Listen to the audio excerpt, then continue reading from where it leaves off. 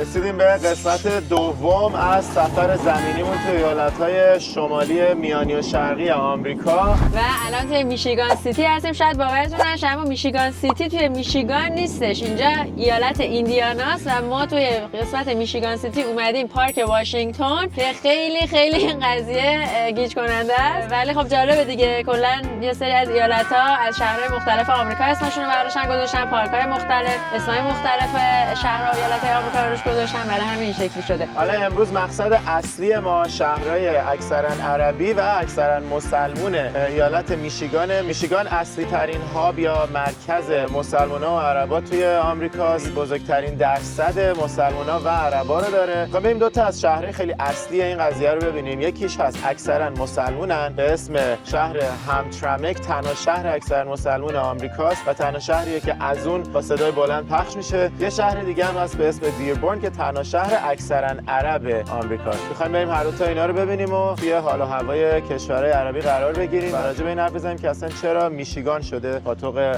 عربا و مسلمانا. اینجا بلند از اون پخش میشه و این تنها شهریه توی آمریکا که اجازه داره که بلند از اون پخش کنه. همیشه میگفتم کلامم بیفته اونجا سمتش نمیرم. میگن که یه دونه کارمند یمنی داشته که خیلی نزدیک بوده به خود شخص هنری فورد. خب الان ما رسیدیم به شهر اناربر، شهر کاملا دانشجویی میشیگان. کال فور وید شمارش هم گذاشته. رسیدیم به شهر دیربورن، تنها شهر اکثریت عرب آمریکا. جالبه که بغلش هم یه کلیسا دقیقاً. و اینجا ذوق نیکا رو می‌بینیم. واقعاً تا حالا تو آمریکا همچین صحنه‌ای ندیده بودم. Like the motto is, like the world in 2 miles.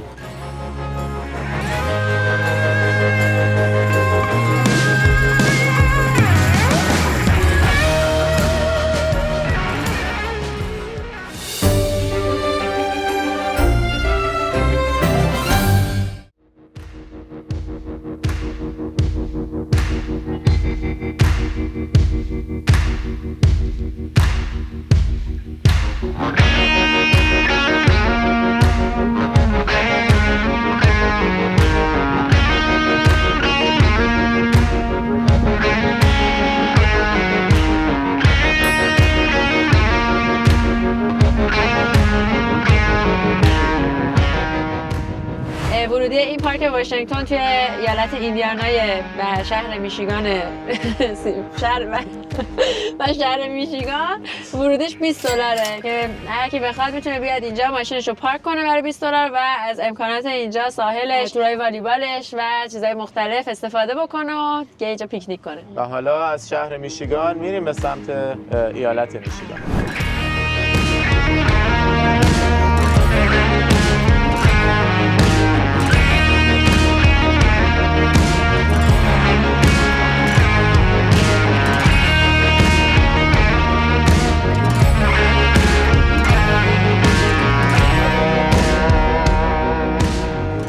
نزدیک میشیگان سیتی تو همین ایندیانا یکی از پارک‌های ملی متعدد آمریکاست. آمریکا کلاً یه حدوداً 60 خورده پارک ملی اصلی داره که اینا هر کدومشون از نظر طبیعی یه پدیده خیلی خاصی، یعنی یه ویژگی خیلی خاصی دارن که باعث شده اونا رو خیلی حفاظت شده تر از طبیعت‌های دیگه‌شون در نظر بگیرن و به صورت فدرالی ازشون محافظت بشه. و یکی از همین پارک ملی‌ها این پارک ملی دونز ایندیاناست که حالا ما وقت زیادی نداریم توش بگذرونیم. فقط خواستم بیایم یه چرخی بزنیم راجبش باهاتون صحبت کنیم که باهاش آشنا بشین. اینی که پشت من می‌بینین یه دونه تپه شنی بزرگه که کلا توی طبیعت حالا این دونا چیز خاصی هستن به خاطر اینکه یه جورایی انگار یه طبیعت متحرکن. مثلا این دونا بعضی وقتا یهو می‌بینید در طول سالها دقیقاً با حفظ شکل خودشون حرکت می‌کنن از یه نقطه به یه نقطه دیگه و یه سری به خاطر اون ترکیب شنی که زیرش هست داخلش یه سری فعل و انفعالاتی که اتفاق میفته باعث میشه که این صدا تشدید بشه، صداهای خاصی از خودشون در بیارن و کلا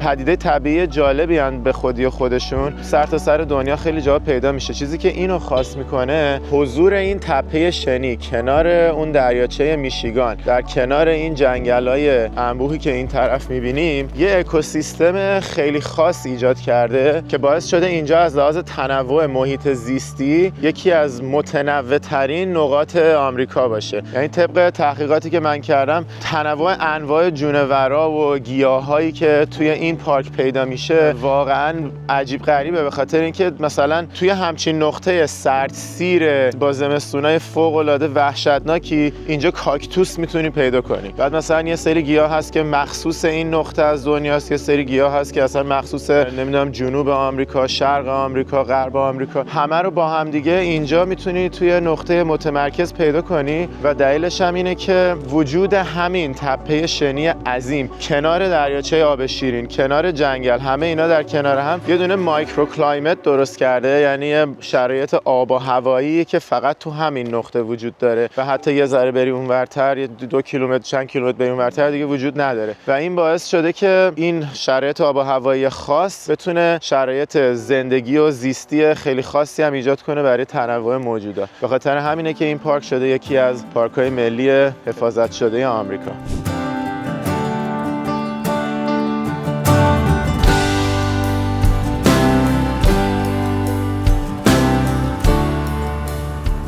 الان داریم توی میشیگان سیتی رانندگی میکنیم. گفتم حالا هوای این شهرهای روستایی طور آمریکا رو ببینیم، خیلی متفاوت از جایی که ما زندگی میکنیم دیگه. نگاه اصلا همه خونه ها اینجوری روی تپه‌ن با فاصله خیلی زیاد از همدیگه.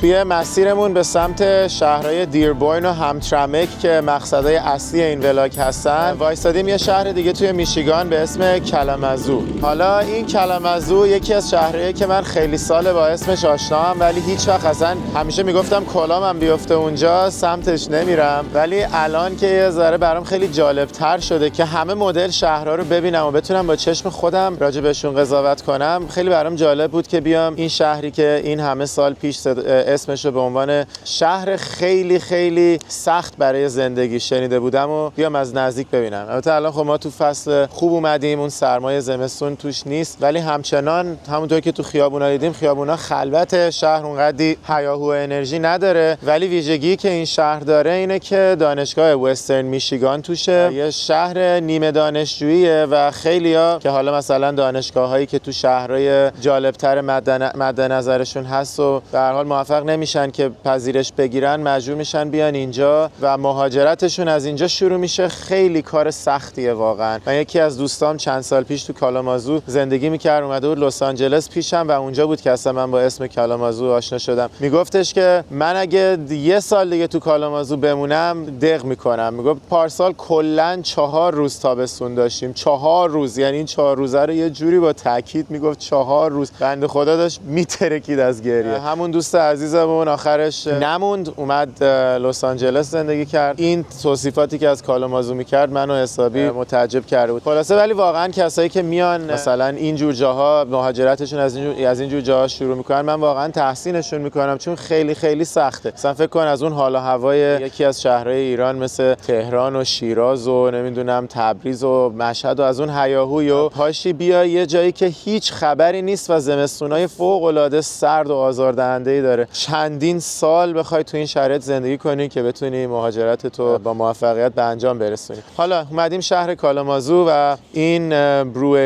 بروئریش اومدیم ببینیم که ظاهراً یکی از معروف‌ترین جاذبه‌هاشه، یه بروئری دور همیه. بریم ببینیم داخلش چه خبره. وایب باحالی داره اینجا، قدم نیومد. خیلی جالبه. تو شهرش کلا مگس پر نمیزد، داشتیم میومدیم هیچی نبود، خیابونا خالی، همه چی نه ساختمون بلندی نه هیچی، ولی یهو اومدیم اینجا توی این باره پر انرژی و بالا. فکر کنم کل شهر الان اینجا جمع شدن که روز یکشنبه روز تعطیلیشون رو بگذرونن. تازه فردا هم اینجا تعطیله، فردا مموریال دی کل آمریکا تعطیله و امروز روز تعطیلیه که فرداش هم تعطیله.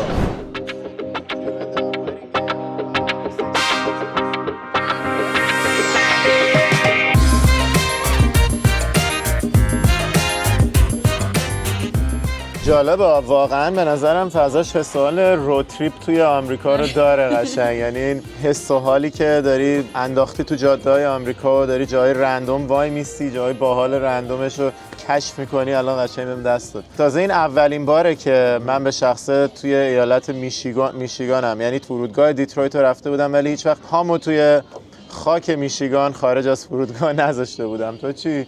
من زمانی که اینترنشیپ بودم کارآموزیم توی هوندا، از اونجا باید میمدیم اوهایو، بعد دیگه سفر ماشینی و کاری، موقع که مهندس شرکت اتومبیل سازی هوندا بودم. بعد دیگه خلاصه اونجا با کلی از همکارامون اومدیم و یه سر میشیگان بودیم و بعد رفتیم اوهایو. تو راه برگشت هم همینطور استاپ داشتیم چند بار. آره اینجا قشنگ چیزه دیگه، مرز داره با کانادا، بزرگترین مرز زمینی با کانادا رو شهر دیترویت داره. در ضمن کلی هم کارخونه‌های ماشین سازی توی همین ایالت میشیگان قرار گرفتن. دقیقاً، اصلا به خاطر همینم این جمعیت عربی که اومده اینجا در اساس همینجا شروع شده که کارخونه فورد، میگن که یه دونه کارمند یمنی داشته که خیلی نزدیک بوده به خود شخص هنری فورد و حقوق خیلی خوبی میگرفته و این شخص میره پخش میکنه توی یمن که بیاین اینجا کار کنین، خیلی موقعیت خوبیه و از یمن پخش میشه به کشورهای دیگه عربی همسایه و خیلی از عربا مهاجرت میکنن به میشیگان که تو شرکت‌های اتومبیل سازی مخصوصا فورد کار کنن و از همون موقع دیگه اینجا دو تا از شهراش میشه پاتوق عربا و مسلمونا. دیربورن که به زودی قراره برسیم میشه پاتوق عربا، همترمک که بعدش فردا صبح میریم نشونتون میدیم میشه پاتوق حالا همه مسلمونا نه فقط عربا، یعنی مسلمون بنگلادشی و اروپایی و اینجور چیزا هم زیاد توی شهر همترمک پیدا میکنیم. بریم با اینا به زودی آشنا بشیم. اوه حسین ما یه چه سینی گنده‌ای وارد شد. به به. بفرمایید ناهار. اینجا تازه پوتین هم داشت ولی پوتینش رو تموم کرده بود، گفت دیگه نداریم و آره بال مرغش هم نداره، ولی چه آنین رینگزای توپل مپلی داره نه؟ آره غذاش مشتیه. چرخ اتومبیله. این یکی چی بود؟ این ماهی دیپ ماهی، نونو میزنیم تو دیپ ماهی با ماهی. واو خیارشو رو ببین. به به.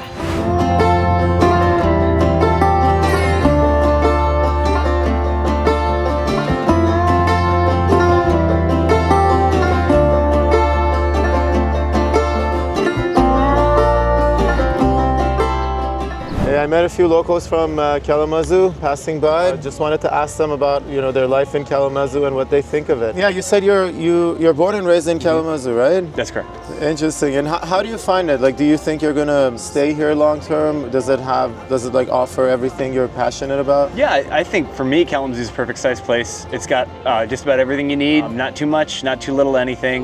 It's the kind of community where it feels like you're living in a bigger place than maybe you are, but everyone seems to still kind of know each other or know somebody who knows somebody. So I definitely think it's a very easy place to, be here as a kid, have a family, get an education, and contribute to the community. Did you go to school here in Kalamazoo? I did, yeah. I was Kalamazoo Public Schools kid, and I went to Western, which is one of Western Michigan.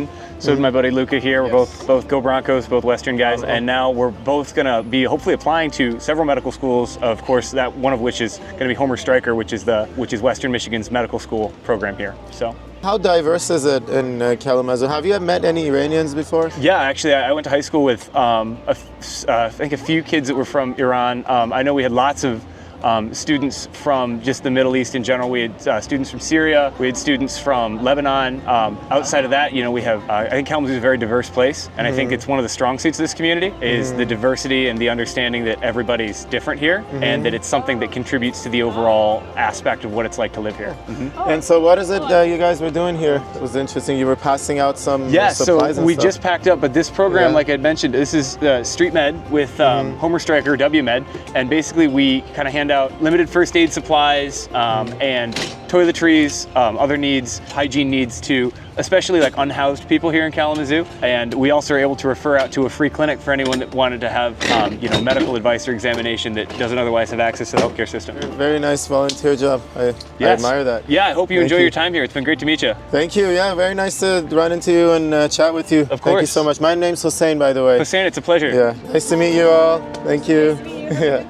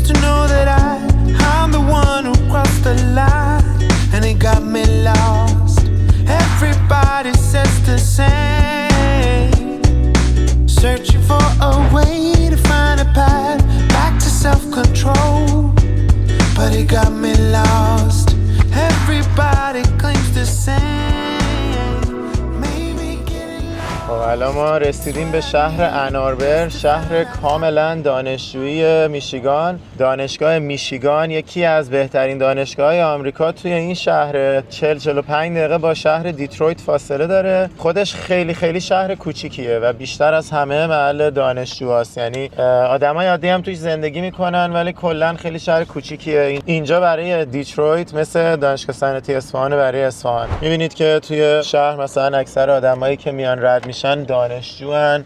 خونه ها مثلا یا استاد دانشگاه توش زندگی میکنن یا کارکنای محله‌های اداری اینجا. خب البته برای خود شهر هم هست، یعنی مثلا شهردار داره، شهرداری داره، شغلای اداری داره، بیمارستان داره. در کل حول دانشگاه میشیگان ساخته شده همه چی. حالا اومدیم که یه چرخ اینجا بزنیم. Call for weed. شمارش هم گذاشته. رسیدیم به داونتاون اناربر، یکی از جاهای شلوغه که مردم میان اینجا هنگات میکنن، پر رستوران و قشنگ حس این زندگی شهر دانشجویی رو اینجا میتونیم ببینیم. حالا داشتم میگفتم اون موقع که اینجا بیشتر حول دانشگاه ساخته شده، واقعا هم این شهر حدود 100,000 نفر کلا جمعیت داره که نصفیشون یعنی 50,000 تاش دانشجوهای دانشگاه میشیگانن. جزو چند تا بزرگترین دانشگاه‌های آمریکاست از لحاظ تعداد دانشجو. خیلی دانشجو داره اینجا و به خاطر همینم اصلا کل شهر حول همین میچرخه.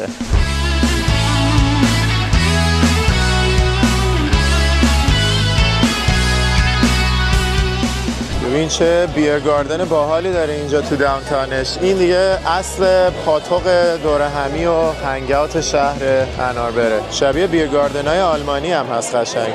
همون حس و حال همونو داره. این همه اکثرا دانشجوان. آره دیگه قشنگ وایب دانشجویی. یه سری هم حالا خانواده هایی که اینجا رستوران دارن، استاد دانشگاهن، نمیدونم کارهای اداری میکنن. کجا بشینیم حالا؟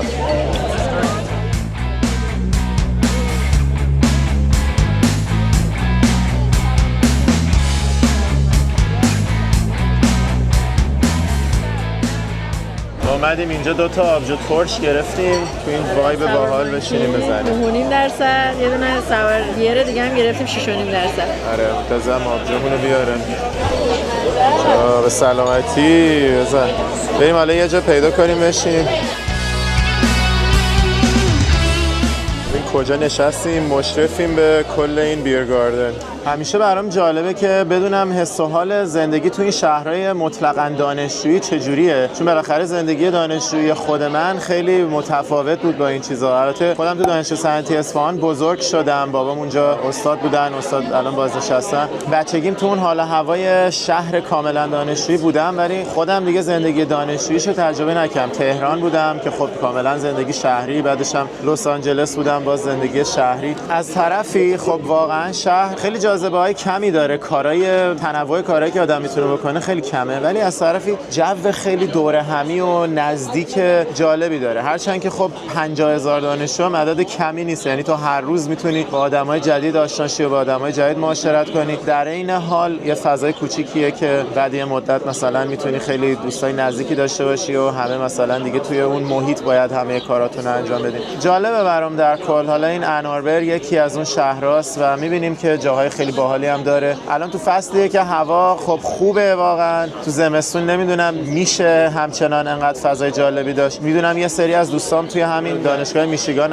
اناربر درس خوندن و اونا در کل از زندگیشون راضی بودن به جز حالا سرمای زمستون. ولی حالا این حالا هواش شما هم ببینین و یه دوست داشتم گذری این شهر هم حتما دیده باشم این دفعه که اومدیم میشیگان دیگه، تا بریم ادامه بدیم به سمت شهرهای دیگه میشیگان، به خصوص دیترویت که دیگه شناخته شده ترین شهرشه.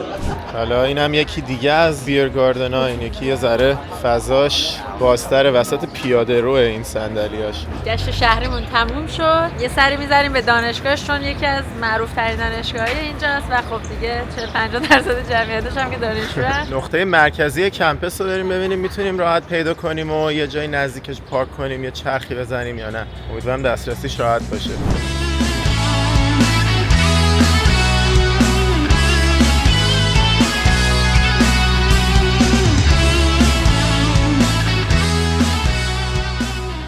حالا رسیدیم به قسمت مرکزی کمپس دانشگاه میشیگان. اینم برج ساعت معروفش که وسط کمپس.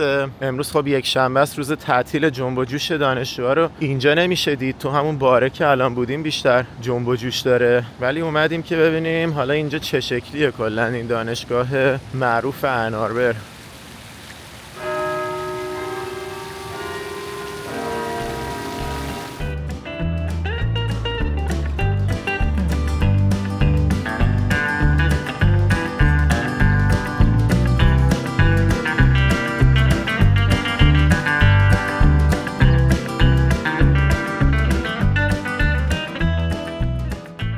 رسیدیم به شهر دیربورن، تنها شهر اکثریت عرب آمریکا. اول از همه اومدیم که این چایخونه معروف یمنیشو پیدا کنیم و بریم داخل. این البته بیوتی سالن امانیه، این طرف برانچ هاوس کرمه و یه بار هم تازه همینجا هست. ببینیم این چایخونه کجاست.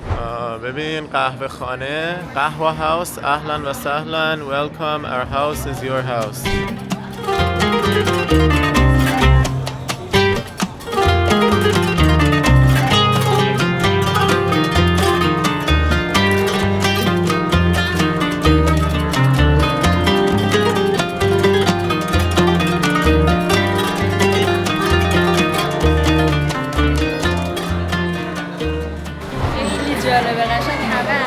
تازه نگاه کن، از این شیرینی‌های یمنی هم داره. چه بوی خوبی هم میاد، کلی بوی هل میاد. آره قشنگ قراره اینجا حسابی بهمون خوش بگذره.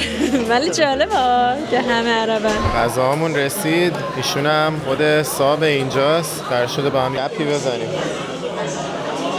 چقدر قراره بخوریم؟ چی شد آخر 3 تا قوری چایه؟ منم نفهمیدم، شاید اون 2 تا قوری خودش آورده. اینو که گفتش خودت اینو بگیری، اینو به ما گفتش حتما اینم اوردر بدین، سفارش بدین. بعد گفت خود منم یه چیزی براتون میارم. احتمالاً یکی از این قوریا رو یا 2 تا از قوریا رو اون آورده. My name is Ibrahim Al-Hasbani. I'm the owner for Gahwa House. Nice to meet you. So Gahwa House started 2017. We're the first Yemeni coffee, this style of coffee shop. So this is one of my favorite. My first favorite is Sanani. It's not here. It's a black medium roast coffee with a cardamom. This one, second one. This one called Jubani. Jubani is a city in Yemen. This is how they drink their coffee there. It's a light roast coffee, medium roast, coffee husk, ginger, cinnamon, cardamom. It tastes very special, very different. It tastes like tea more than coffee, but it's coffee. You want to start with it?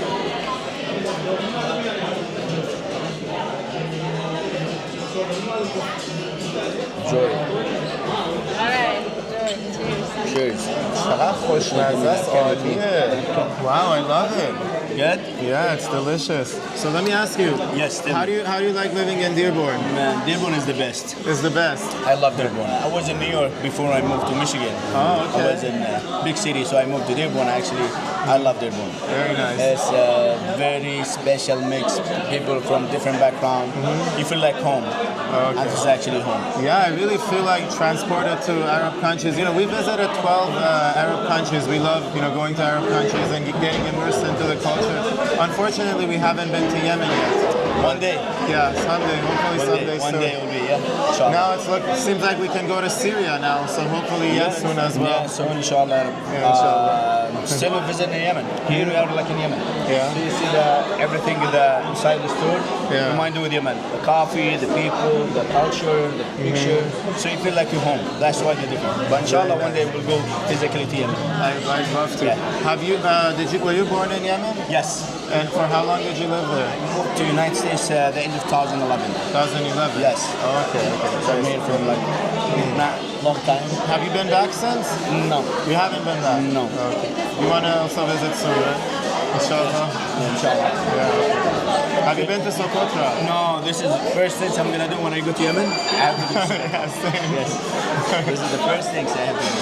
Very nice, very nice. And so in Dearborn, it's majority Arab, right? Like the majority is ethnically Arab. Yeah. And where are they like mostly from? Would you say? Lebanon, first, I think Yemeni now number 1, and with the population, and Lebanon, Yemeni and Lebanon. Okay. Yemeni, Lebanese, Iraqi, Syrian, I think. But most of the population in Dearborn, Yemeni and Lebanese.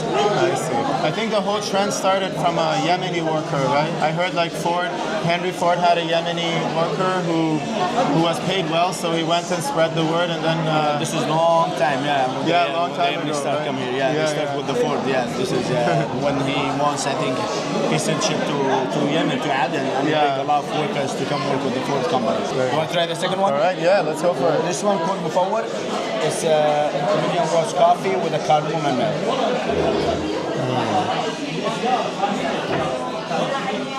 Very nice. Thank you.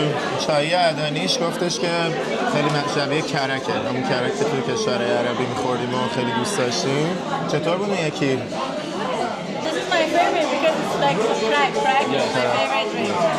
شیرینیش خیلی خوشمزه بود. What was it called again? Honeycomb. Honeycomb. Yeah, or بالعربي خلية نحل. خلیت نه؟ Yes. خیلی خوشمزه است. مثلا خیلی اونجوری شیرین شدید نیست، بخاطر همین خیلی میچسبه. عسل داره، عسل لایت داره روش، خیلی خوبه. حالا بریم سراغ شیرینی بعدی. But we call it Yemen chocolate. It has different way. واو چقدر پسته داره. چطوره؟ ببینیم چطوره. خیلی خوبه. خیلی خوش آمد. And what's this one called in Arabic? You just call it Yemen chocolate. Yemen chocolate. With fustuk. Fustuk. همون پسته چون په ندارن تا الان فه میگن.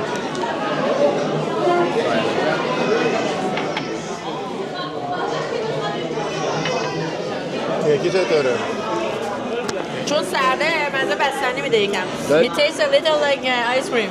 Yeah, because It's a little cold. Yes. Yeah, but yeah, I love it. So I wanted to ask you another question. What's the biggest difference would you say between Hamtramck and Dearborn? I think Dearborn is more modern and more organized. There is different mix from everywhere. You're gonna find different. It's a destination for food, for everything, for coffee now. Hamtramck, it's still like small city. They have more future to grow. Okay. So most of the people in Hamtramck actually, I think Yemeni and Bangladesh, from Bangladesh, yeah. But in Dearborn, it's mixed from everyone, and it's destination for food and coffee. So everyone, they come from different, only city in Michigan, even different states, they come to Michigan for the food and coffee experience. And how much would you say, like, how affordable is Dearborn for people who just move here or To move here, from other states? Dearborn actually it's for the houses. Everything is compared with other cities. Small cities, it's expensive. It's not cheap. If you wanna buy a house, it's not cheap. Like you can find cheaper in different areas. Like between Hamtramck and Dearborn, Hamtramck cheaper if you wanna buy a house than Dearborn. How about compared to Detroit? Also, some area in Michigan and Dearborn higher than Detroit. Is it because it's like more organized, less crime? More organized, safe area, community. That's how we're looking for it. Yeah, business way. All right, thanks for sharing. No, thank you so much. Thank you for visiting and enjoy your coffee and food. Enjoy. Thank you. این شهر دیربورن اکثرا عربن، یعنی 55% جمعیتش اصالتا عربن، از کشورهای عربی هن. بعد جالب اون شهری که نزدیک اینجاست همترمک، اون اکثرا مسلمونن، یعنی اینجا که 55% عربن، باز کمتر از نصف مسلمونن، چون یه سری عربای غیر مسلمون هم داره. اون شهر همترمک که نزدیک اینجاست، با اون که اکثرا عرب نیستن ولی اکثرا مسلمونن، چون که یه سری عرب بنگلادشی داره و مثلا عرب اروپایی داره و حالا هر دوتای اینا خب خیلی فرهنگ عربی اسلامی اینجور چیزا توشون غالبه و تنها جای آمریکاست که انقدر این قضیه غالبه. به خاطر همین واقعا دیدن داره. حالا ما رو هم که قشنگ برگردونده تو حال و هوای کشورهای عربی، خیلی جالبه، چون ما اخیراً هم به چند تا کشور عربی سفر کرده بودیم، الان دوباره اون خاطرات برامون زنده شد. نظر تو چی بوده؟ حال کردی با اینجا؟ آره خیلی جالب بود در من دیگه. اصلا همین که اصلا نمیدونستم یه همچین جایی وجود داره که پر کامیونیتی عرباست و مثلا یمنی ان و مثلا ما که خیلی دلمون می‌خواست همیشه یمن هم سفر بکنیم، کشور رو ببینیم، ولی خب به خاطر مشکلاتی که داره هنوز نمیشه بهش سفر کرد، هنوز امن نیستش. حالا البته یه چیزی بهت بگم، به یمن میشه سفر کرد ولی خب خیلی جای محدودش دیگه، چون یه سری قسمتاش کاملا تحت کنترل کنترل همون نیروهای حوثیه که اصلا نمیشه رفت اونجا. مثل لیبی بود که الان دو تیکه شده، مثلا یه جایش میشه رفت یه جایش سخت‌تره. یمن هم اونجوریه ولی کلا سخته به سفر کردن، طول میکشه، پروازا اونقدر راحت نیست، خیلی محدوده. خیلی‌ها میرن، خیلی از مثلا ایرانی‌ها رفتن ولی کسایی که فقط خیلی ماجراجو بودن و اون سختیاشو پذیرفتن. ما هم خب سختیاشو حاضریم بپذیریم قطعاً، ولی خب اون زمانی که باید بذاریم که بتونیم بهش برسیم و اونجوری که باید و شاید بریم قشنگ بگردیم اون مدلی هنوز شرایطش مساعد نیست، ولی امیدواریم که به زودی زود به یمن هم سفر کنیم. از یکی از کارکنای این رستوران هم خواستم که با همون یه صحبتی بکنه. What's your name? Mo. Nice to meet you. So are you born and raised in Dearborn? I'm born and raised in Syria. Born and raised in Syria? Yes, sir. Oh, okay, very nice. How long have you been here? I've been here for almost 9 years. Okay, so how do you like living in Dearborn? It's pretty nice. Pretty nice? It's nice.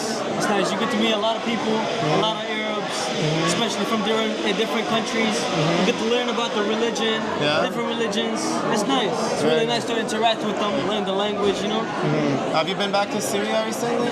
Recently, not at all, but I'm thinking about going this summer. Very nice. Yeah, I'm so happy that it's possible to go. I'm planning on going very soon as well. I really want to visit Syria. Yeah, I'm happy about the positive changes that are happening. Yeah. So what's your favorite thing about Dearborn? And do you prefer Dearborn over other cities in the U.S.? To be honest, I'm very picky, but I like Dearborn. Okay. There's a lot of places to pick and there's a lot of options.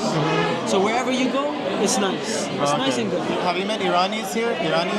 Iranis? Yeah. I met Iranis. There's a couple Iranis. Oh, okay. Do you know Iranis who live in Dearborn? Not that I think of, but I think there's in Sterling Heights. Oh, okay. Sterling Heights, there's a little bit of Iranis there. All right. You can meet. But they're nice. They're nice people. I like them. Thank you so much, buddy. You're welcome. Yeah, I'm looking forward to exploring the city a bit more tomorrow because we just got here like a couple hours ago, and we're going to spend more time exploring tomorrow. Oh, we live in California. We're doing a road trip on this side of the country. This area was also. How do you guys like it so far? This place is so authentic, so nice. We were recently in Iraq and Egypt and some other Arab countries. So really? Yeah, so we love visiting Arab countries. We love getting immersed in the culture. And here it's kind of it really reminded us of our trips to Arab countries. And yeah, talking with people is really nice. All right, thank you so much, buddy. Very nice to meet you. Nice to meet you too. اینم یه قلیونیه توی شهر دیربورن که لاوا جاوا که قلیونی معروفیه و بالاخره شهر اکثرا عرب قاعدتاً قلیونیای خفنی هم باید داشته باشه. این یکی از همش معروفتره، ولی ما الان اومدیم میبینیم که خبری نیست همچین، با اون که روز تعطیله و فردا هم تعطیله یکم همچین سوت و کوره، واسه همین بیخیالش شدیم. نه چون لانگ ویکنده مردم رفتن سفر. شاید هم همه رفتن اون قهوه خونه که الان بودی. عجیب بود برام. از هوکا دست کشیدن. صبح شده داریم میریم ادامه گشت گذارمون توی این شهر عربی و مسلمون. ناکات تو هتلمون کارمندش محجب است. اومدیم یه قهوه بگیریم و برسیم به ادامه برنامه.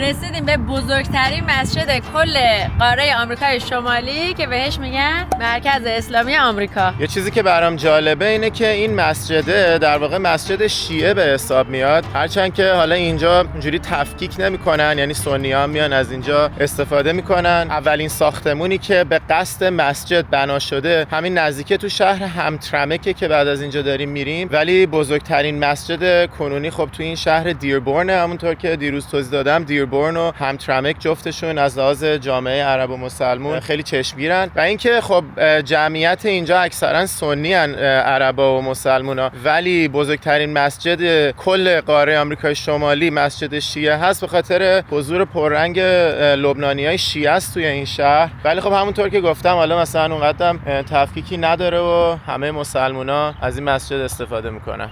جالبه که بغلش هم یه کلیسا دقیقاً و میگن که نمیدونم یه دور و برش یه دونه کنیسه یهودیا هم هست که حالا من هنوز ندیدمش، ولی کلا تمام این دینا در کنار همدیگه اینجا بناهای مذهبیشونو دارن.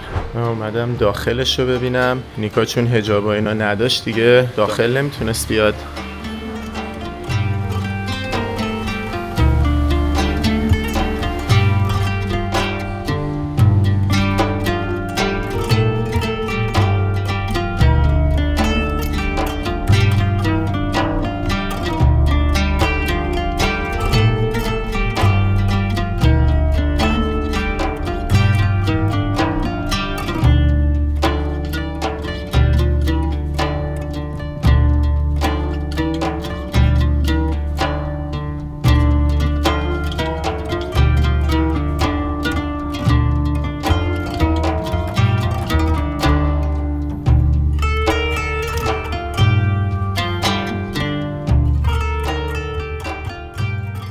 بریم یه چرخی تو یکی از اصلی ترین خیابونای این شهر بزنیم و بیزینس های عربی رو ببینیم. الان پشت سر من نیو یاسمین بیکریه، تمام مغازه ها نوشته عربی هم دارن. این خیابون برای عربا مثل وست‌وود لس آنجلس برای ایرانیا.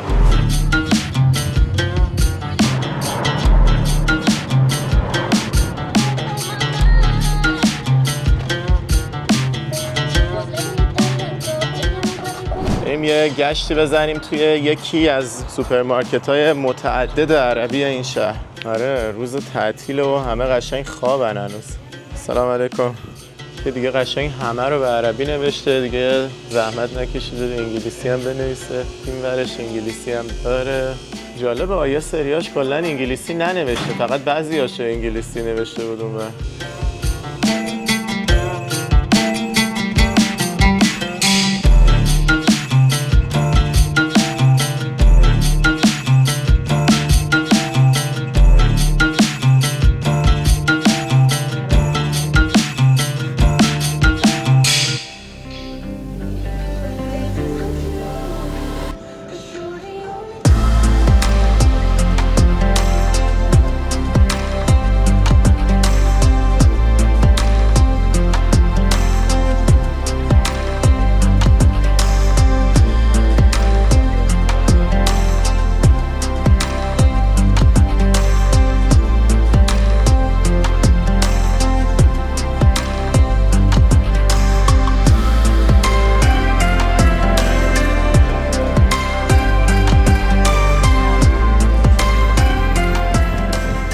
حالا اومدیم سوپرمارکت بزرگ و اصلیش اسواق المدینه. اینجا دیگه خیلی اوریجیناله.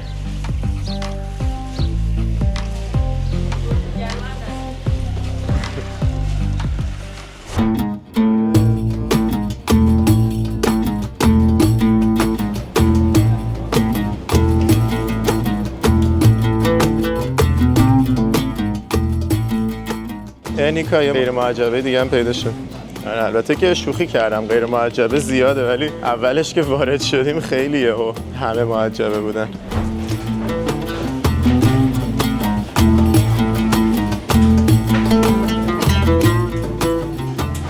عجب وزن اکیاس خب انگلیسی چی میشه؟ Bags must be weighted when done.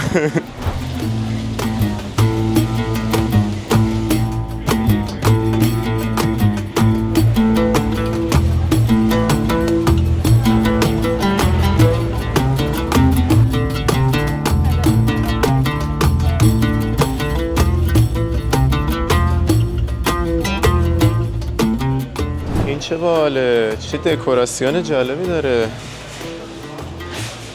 چه باحالیه. تو این مغازه عربی تیم هورتون دیدیم کافه کانادایی که نیکا خیلی دوست داره آیس کپاشو. تو هم می‌خوری؟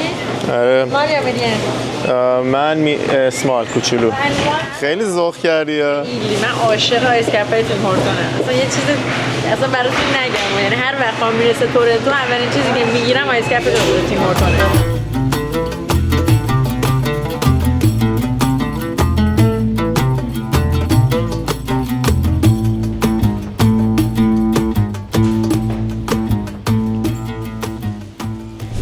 و اینجا ذوق نیکا رو می‌بینیم با آیس کپی که خارج از کانادا تونسته گیر بیاره. توی آمریکا کلا این تیم هورتونا و این آیس کاپوچینوها نیستن بجز این ایالت. فکر کنم فقط میشیگان یا شاید هم یه سری دیگه از ایالت‌هایی که هم مرزن با کانادا همچین چیزایی هم دارن. البته که خب این آیس کپه در واقع یه جورایی شبیه فراپوچینوهای استارباکسه، ولی نمیدونم تیم هورتون چی کارش میکنه که اصلا خیلی خوشمزه تر میشه، اصلا یه طعم دیگه ای میده.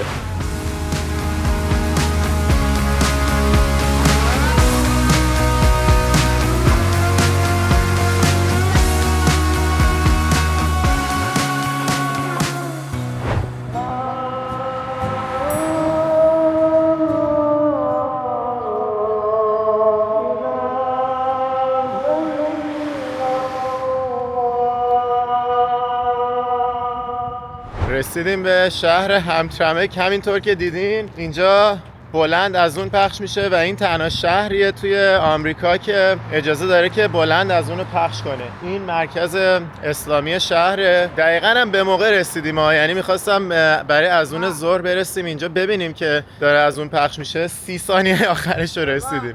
این مرکز اسلامی که میبینین یه حالت مسجد، مرکز اسلامیه ولی خب گنبد نداره. نکته مهمی که در موردش هست اینه که این مسجد یا مرکز اسلامی خیلی نقش مهمی داشته توی اینکه این شهر رسما اجازه پیدا کنه که از اون بلند پخش کنه. به خاطر اینکه تو آمریکا خب به خاطر تنوع دینی که وجود داره و به خاطر مثلا سر و صدایی که شاید خیلی‌ها نپسندن اجازه ندارن از اون بلند پخش کنن، ولی اینجا چون جمعیتش اکثرا مسلمونه همین مسجد اومده جنبش رو راه انداخته و رأی گیری کردن تا تونستن که رسما این شهر رو چیز کنن، از این لحاظ متفاوت کنن با بقیه آمریکا. اینجا شهر همترمه که نزدیک همون دیربورنه که تا الان داشتیم نشونتون میدادیم. اونجا اکثریت عربه ولی اینجا اکثریت عرب نیست، اینجا اکثریت مسلمونه. خیلی از مسلموناشون مثلا بنگلادشی ان، حتی اروپایی ان و جاهای دیگه. به خاطر همین اینجا برخلاف دیربورن دیگه اینجوری نیست که تو همه خیابونا علامت‌های عربی ببینیم. درصد جمعیت مسلمونش از اون شهر عربا بیشتره. اینجا هم می‌بینیم که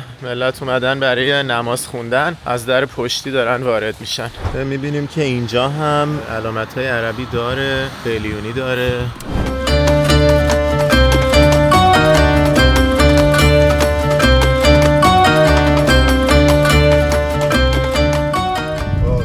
تو آمریکا همچین صحنه‌ای ندیده بودم. هیچ وقت فکر نمی‌کردم یه روزی ببینم.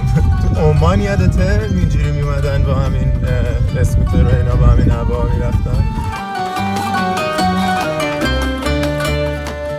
I wanted to ask you, where are you from originally?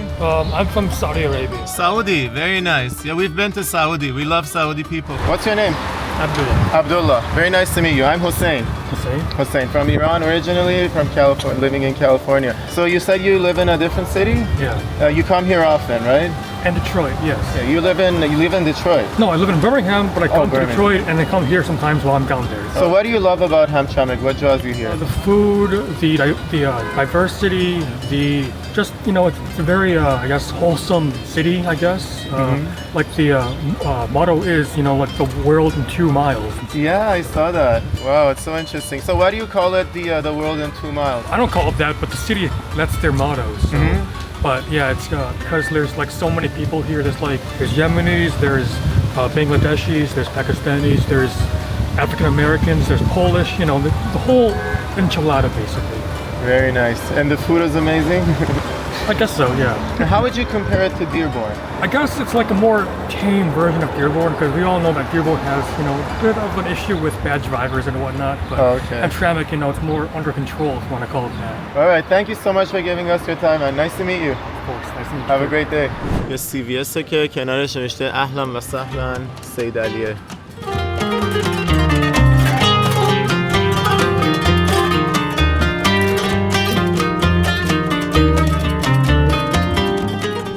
این درختای یمنی توی سوکوترا می‌بینی؟ کل این دیوار بهش میگن دیوار یمنی.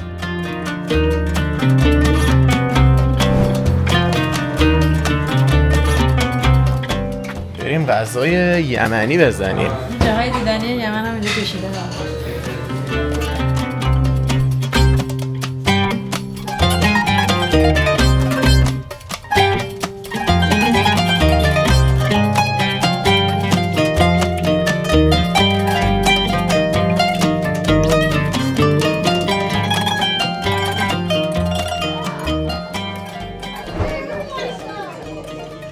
چون میخوام راحت باشم و حجابمو در بیارم گفتیم بیایم این لا بشینیم. پرده داره، تازه سجاده هم داره. ببینین غذاهاش چه پورشنای بزرگی داره. واو، اینا رو ما چجوری میخوایم بخوریم؟ تبولش رو ببین چه بزرگه. اینم که 100 من برنج داره. غذای تو چی بود اسمش؟